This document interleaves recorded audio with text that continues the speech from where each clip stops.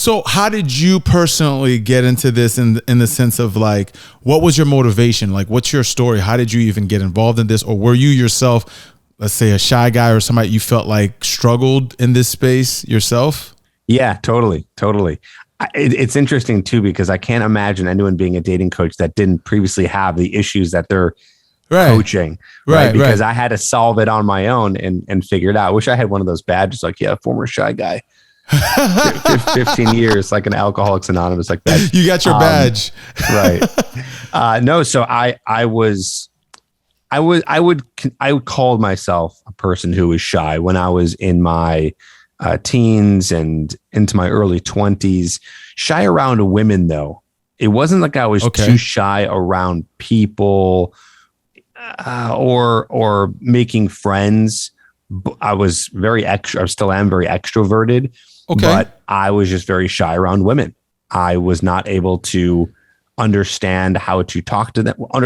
I couldn't even talk to the ones that I really liked. And if I did, it had to be a really, like a moment, I'm missing a word here. Serendipitous. A serendipitous moment would only have to happen for me to ever speak a word to a woman I was attracted to. Like everything had to align, right? Yeah, everything had to be like, take control over it. Yeah, it had to be handed to me. And even then, like, it didn't really work out, and I wouldn't be able to attract them, to get them interested in someone like me. And I didn't even know that you could do that. I just thought that was it. That's your curse that were dealt. Yeah. Wow. So wait, so what triggered you to make a change, and what change did you make particularly for yourself? So the year was 2006. Here we go. Let's go back. That's amazing. And I'm in LA. Okay. And my buddy meets up with me. We're getting lunch. Okay. He goes, you ever hear about that book called The Game? Uh-oh. And by the way, this is not a... This is not a unique story. A lot of guys have this story. Is they hear about this book called The Game, because all the guys are talking about it. And it's the first time that anyone's ever really heard of guys who turned meeting women into a game and were able to figure out how to do certain things to attract women that were out of their league. And of course, a guy who's not able to do that or has never done that is very intrigued. That's why it was a bestseller. Yeah. So my friend tells me about it. I read the book. I read the book like probably 3 times, not in a row, but I just read it like 3 times because it was so interesting to me that there were guys out there who were doing this.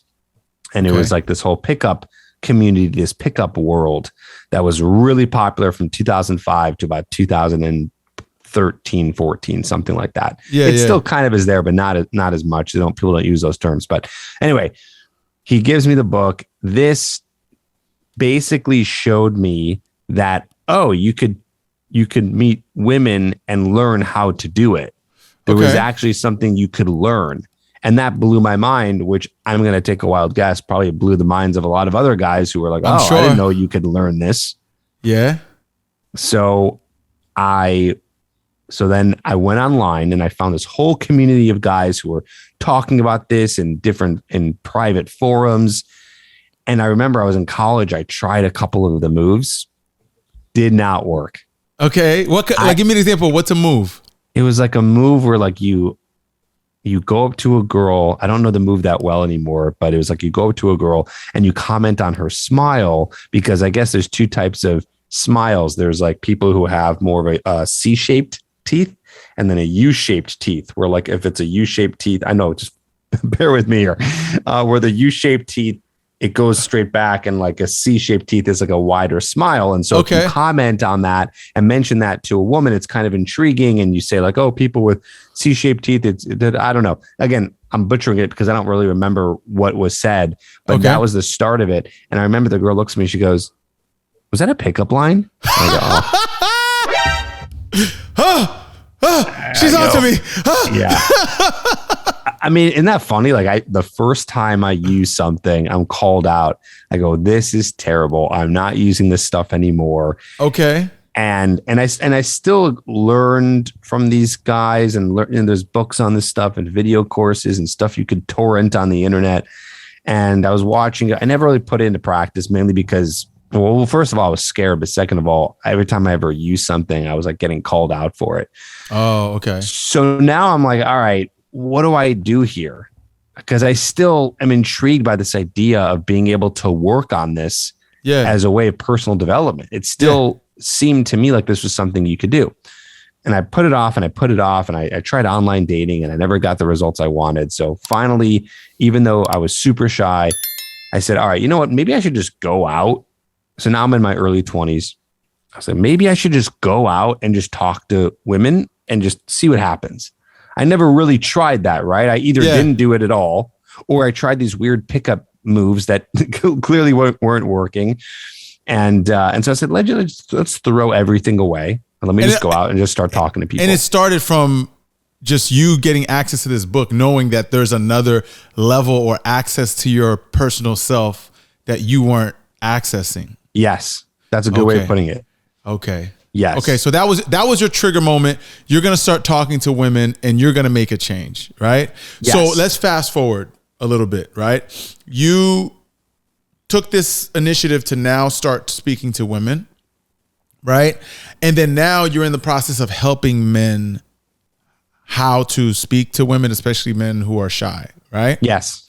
So my question to you is there anything along that journey from when you started to now where you kind of saw like an evolution of what was working for you before and what matters to you mostly now?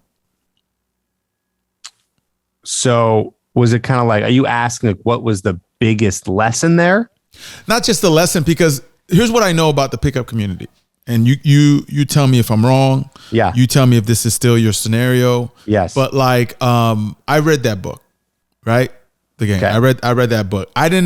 I wasn't too like in love with it for multiple reasons, but I was fascinated by the idea, just like you did. I mean, every young man who hasn't gotten a crash course on like how to get women or how to just be a man in general is going to be fascinated by something that they're not familiar with in that scenario, right?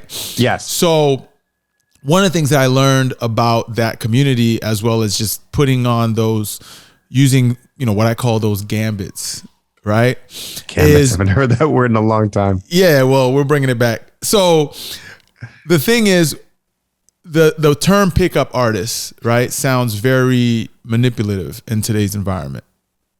Okay? It sounds like you're putting on a show, putting on gambit, and putting on a facade to pick up a woman that, quote unquote, is out of your league, whatever you want to say.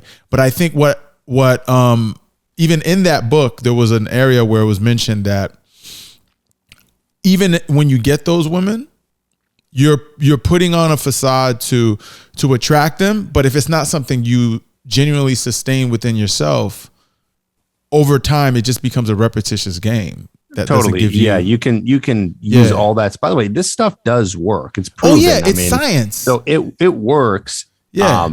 All the pickup stuff, it works. But you make a good point, and I talk about this too a lot. It's not necessarily sustainable, because it's not. You can use this stuff and sleep with these women. Yes. But are they going to want to stick around? Probably. Correct. Most of the time, I would say no, they're not, because you're not a fully changed, confident person. Yes. You just copy and pasted some lines and did some stuff and hoped for the best. It's not even the lines. It's more so that type of environment teaches you step one and step one only. It doesn't teach you. This is just my opinion. The foundation of how to be the type of guy you're presenting yourself to be forever. A truly confident guy with value. Correct. With value. Yeah. So walk me through that for the people you coach. What has that journey been like from back then, what you learned then into now? Well, I would say that, so it started with that, right? With the fact that I was learning all this pickup stuff. Yeah. And then through my journey, I realized that really women just want to be around a guy who's comfortable around them and confident and can be somewhat interesting. Yeah. And so I was able to cut out all of that pickup stuff and then use that to get my own results and then formulate that into its own system that's learnable for guys. And over the course of the 11 years I've been doing this, I have tightened it down to its most simplistic form. So any guy can learn it, whether it be for online dating or meeting women in person, and then going on dates with them and becoming that person who actually is attractive. That's a very unique phrase right there. Becoming the person that's attractive. Yes. And why I find that interesting is like, that would imply that they weren't attractive men to begin with, in whatever sense of the word. Well, right? they're not displaying it. So maybe they are an interesting person who, if you get in a room with them and they're just totally comfortable and calm and you're just chit-chatting with them, you're like, oh, this guy's a cool guy. But he's not showing that to the women he's talking to. Okay. But so I also don't think that every guy inherently at default is an interesting, cool person. They might have to work on becoming a person who's more attractive. So it depends.